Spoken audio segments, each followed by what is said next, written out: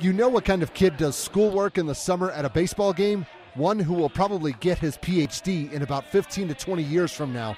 The Cody Cubs versus the Gillette Roughriders at the Legion Baseball AA State Tournament. Top of the first, Mason Bonard pitching for Gillette. He's trying to get the defending AA State champs into the championship game, and he's off to a good start so far. Bottom of the first, the Roughriders playing small ball. I suppose you could call this a suicide squeeze. Ian Durgan was able to put the ball in play, so he's out at first. No big deal. Josh Hughes was able to cross the plate and make the score 1-0. Next batter, Tyler Tennant with a runner in scoring position. He will hit a single to left field. That will bring in his teammate Jaron Arbach, and that would make this a 2-zip contest. Top of the second, not only was a championship game bid on the line, this game would also determine which team would go to Cheyenne to play in the AA Northwest Regional Tournament. Bonard claims another victim, and he and his boys were focused on their mission. But Cody did not show up to this tournament just to play a few games and go home. They had nothing to lose, so why not go for it? Jared Grenz is going to reach on the error, and that would allow Cap McClure and Cooper Brown to go home and tie the score up at 2-2. The two-time A-League state champs have already taken out 3 AA teams in this tournament. This fielder's choice by Keegan Brown would clear the way for Walker Williams, and now the Cubs would take the lead by a count of 3-2.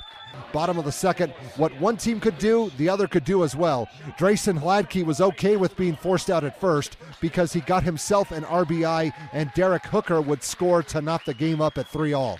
Bottom of the third, Jordan Wasia doing the pitching for the Cubs, and he was able to keep things under control for a while. Last year's A-League Northwest Regional runner-ups have showed that they belong in this tournament. Top of the fourth, we had a pitcher's duel going on for a while. Bonar is no meteorologist, but he had a feeling that conditions were going to be a bit breezy. Temperatures would stay in the 90s for most of this game. Top of the fifth, the Cubs would score 1 off of a wild pitch to go up 4-3. That would make Bonar a little more focused. He would calm down from there. No more runs would cross the plate, and he ended up going 6 innings, which is a pretty good day at the office. Bottom of the fifth, something had to give sooner or later. This was not quite it, but it would eventually happen. Arbach is going deep to left center field, not quite out of here, but to the wall and deep enough for extra bases. Hladke is going to run home and into the dugout to even up the score at 4, and a sacrifice fly would put Gillette back in front 5-4. Later, this was a tough play. Kyler Stark is going to smack a ball to left field. Brown has a read on it, and to his defense, he was trying to make sure he did not crash into the wall. Unfortunate. Dylan Buckmeyer is going to take advantage of the situation and move the Roughriders ahead 6-4. Top of the seventh, Cody Eaton now pitching, and the left-hander was bringing the heat as well. He would keep the Cody bats silent for the rest of the game and protect a 2-run lead. Bottom of the seventh, Cam Oram pitching in relief for Cody, and for a while he was able to do damage control. If this pitching staff can keep it up, they are going to go far at the regional tournament. Top of the eighth, the Cubs were threatening, but the Rough Rider defense would answer the call. Stark to Tennant to Hooker for the 5-4-3 double play. That would take care of that problem. All they need now is a few insurance runs to get the opposition off of their back. Bottom of the eighth, they would get it. Arbach will go the opposite way to right field. Grenz is going to try to make the catch on the run, and he cannot come up with it.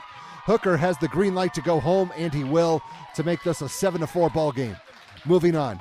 Tennant is going to ground a base hit into left field. That will bring Hughes in from third, and now the score has been doubled up. It's 8-4. This is where most of the damage was done. Bases loaded, and Buckmeyer will slip one past for a base hit of his own. That will net 2 ribbies in the form of Hladke and Arbach. Cody did well, but Gillette did a little better, and they are back in the state championship game, winning this one 11-4.